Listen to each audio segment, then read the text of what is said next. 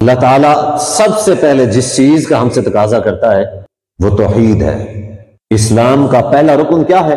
کلمہ شہادت ہے۔ اشہد ان لا الہ الا اللہ وحدہ لا شریک لہ، میں اس بات کی گواہی دیتا ہوں کہ اللہ تبارک و تعالیٰ کے علاوہ کوئی معبود نہیں ہے۔ وحدہ لا شریک لہ، وہ اکیلا ہے، اس کا کوئی شریک نہیں ہے۔ واشہد ان محمدا عبدہ ورسولہ، اور میں اس بات کی گواہی دیتا ہوں کہ محمد صلی اللہ علیہ وآلہ وسلم اللہ تعالیٰ کے بندے ہیں اور اللہ تعالیٰ کے رسول ہیں۔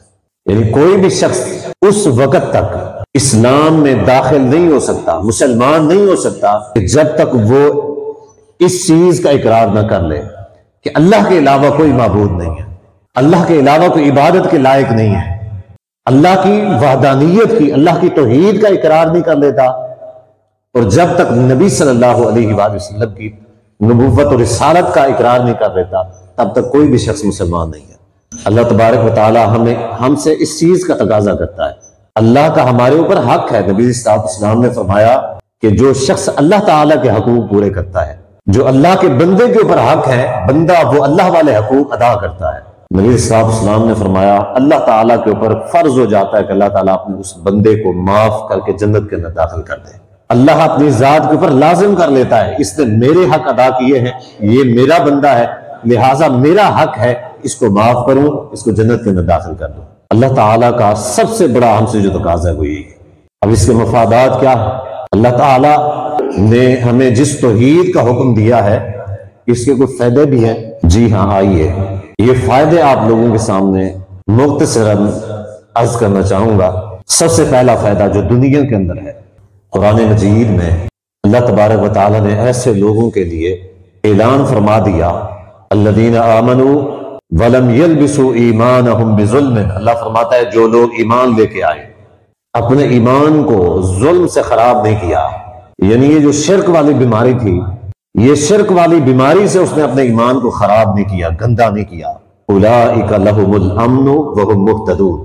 اللہ تعالیٰ فرماتا ہے یہی امن والے لوگ ہیں، امن انہی کے لیے ہے، ان کے لیے سلامتی ہے، وہم مہتدون، اور یہی ہدایت یافتہ ہے۔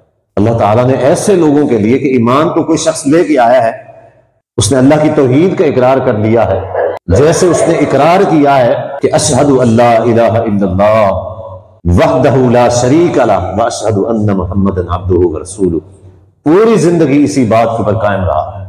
اب ایسا نہیں ہے کہ اس نے کلمہ تو پڑھ لیا، کلمہ پڑھنے کے بعد اس نے پھر اللہ کی ذات کے اوپر توکل نہیں رکھا، اللہ پہ بھروسہ اس نے کرنا چھوڑ دیا ہو، اللہ کی ذات کے اوپر ایمان یقین رکھنا چھوڑ دیا ہو، اللہ کی صفات کا منکر ہو گیا ہو، اللہ کی عبادات سے بری ہو گیا ہو، نہیں، ہمیشہ جو بات اس نے کہی دائرہ اسلام میں داخل ہوتے وقت اسی بات کے اوپر قائم رہا پوری زندگی۔